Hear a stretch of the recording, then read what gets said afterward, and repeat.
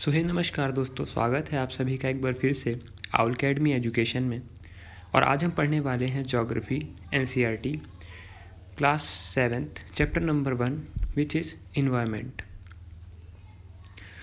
तो इसमें हम लोग देखेंगे कि इन्वायरमेंट क्या होता है, उसके कंपोनेंट्स क्या होते हैं, किस किस टाइप का होता है, और यही सब डिस्कस करेंगे। तो सबसे पहले देखते हैं कि इन्वायरमेंट होता क्या है।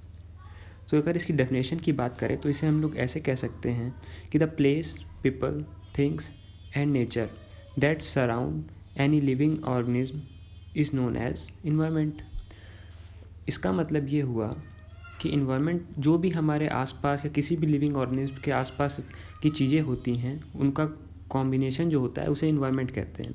अब इसमें दो पार्ट में डिवाइड होता है, एक होता है बायोटिक और दूसरा होता है एबायोटिक। तो इसको हम लोग ऐसे भी कह सकते हैं कि जो बायोटिक और एबायोटिक कंपोनेंट का कॉम्बिनेशन होता है उसे हम लोग इन्वायरमेंट कहते हैं। तो अब हम लोग सेपरेटली अगर बात करें कि बायोटिक कंपोनेंट क्या होते हैं और एबायोटिक कंपोनेंट क्या होते हैं, तो इसे हम लोग ऐसे कह सकते हैं कि the world of living organism is called biotic component. मतलब जो भी चीज़ में जान है वो बायोटिक कंपोनेंट है, और जिस चीज़ में जान नहीं है मतलब the world of non living elements is known as abiotic component. तो बायोटिक का एग्जाम्पल हो गया हमारा ट्रीज़, ह्यूमंस, जबकि एबायोटिक का जो हमारे एग्जांपल है वो हो गए लैंड, रिवर, वाटर। ठीक है।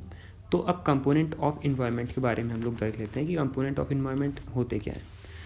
तो कंपोनेंट ऑफ इन्वायरमेंट 3 पार्ट में डिवाइड होते हैं। ये होते हैं नेचुरल, ह्यूमन और ह्यूमन मेड। नेचुरल में क्या आता है? Water, air, land, living things, ये सब आता है। जबकि ह्यूमंस में क्या आता है? कोई इंडिविजुअल हो सकता है, कोई फैमिली हो सकती है, कोई कम्युनिटी के बारे में हम लोग कह सकते हैं, कोई रिलीजन, एजुकेशन, इकोनॉमी या फिर पॉलिटिकल सिचुएशन जो होती हैं, ये सब ह्यूमन इन्वायरमेंट के कंपोनेंट हैं।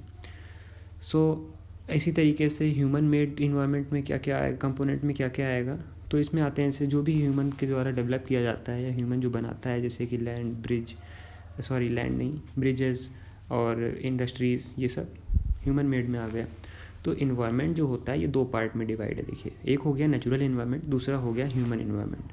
तो नेचुरल इन्वायरमेंट के जो मेन पार्ट हैं वो है लिथोस्फीयर, एटमॉस्फेयर, बायोस्फीयर और हाइड्रोस्फीयर। जबकि ह्यूमन इन्वायरमेंट क्या होता है? ह्यूमन इन्वायरमेंट सिंपली वो इन्वायरमेंट है जो क्रिएट करते हैं ह्यूमंस अपना पर्सनल। ठीक है। अब देख लेते हैं कि लिथोस्फीयर, हाइड्रोस्फीयर जो वर्ड यूज़ हुए हैं इनकी एक्चुअल डेफिनेशन क्या है। So lithosphere it is a solid crust और the hard top layer of the earth. Example में इसके रॉक्स हो गए, मिनरल्स हो गए। तो लिथोस्फीयर बेसिकली वो हार्ड पार्ट है अर्थ का जिसके ऊपर हम लोग रहते हैं, या फिर जो अर्थ की जो टॉप मोस्ट लेयर है जिसके ऊपर माउंटेन या फिर प्लेट्यूज वगैरह सिचुएटेड होते हैं, उसे हम लोग लिथोस्फीयर कहते हैं। वैसे ही हाइड्रोस्फीयर।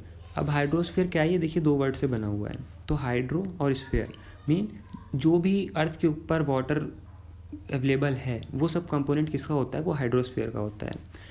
अब देखते हैं बायोस्फीयर क्या होता है। तो ये बायोस्फीयर एक ऐसी नैरो जोन होती है लैंड की, वाटर की, एयर की, जहाँ पे ये तीनों मिल जाते हैं। मीन ऐसी जगह जहाँ पे लैंड भी हो, वाटर भी हो, एयर भी हो, इन सबको कंबाइनली हम लोग क्या कहते हैं? बायोस्फीयर कहते हैं। अब एटमॉस्फेयर क्या होती है? थिन लेयर ऑफ एयर होती है जो कि अर्थ के ऊपर है। ठीक है, जो हमारे आसपास है उसे हम लोग एटमॉस्फेयर कहते हैं। सो अब इस चैप्टर की जो कुछ एडिशनल इन्फॉर्मेशन है, जैसे इसमें कुछ टर्म यूज़ किए गए हैं, जैसे कि ecosystem. So ecosystem it is a system found by interaction of all living organism with each other linked by transfer of energy. तो इसे हम लोग इकोसिस्टम कहते हैं। वैसे ही इसमें बताया गया है कि 5 जून को हम लोग वर्ल्ड इन्वायरमेंट डे सेलिब्रेट करते हैं वर्ल्ड वाइड। बार्टर सिस्टम के बारे में है। तो बार्टर सिस्टम क्या होता है? बार्टर सिस्टम बेसिकली एक ऐसा सिस्टम हुआ करता था पहले जिसमें कि सामान हम लोग डायरेक्ट एक्सचेंज करते थे। मतलब किसी से हमें जैसे चावल लेना है और गेहूँ देना है तो हम लोग उसे अपना गेहूँ दे देते थे, उससे कुछ चावल ले लेते थे।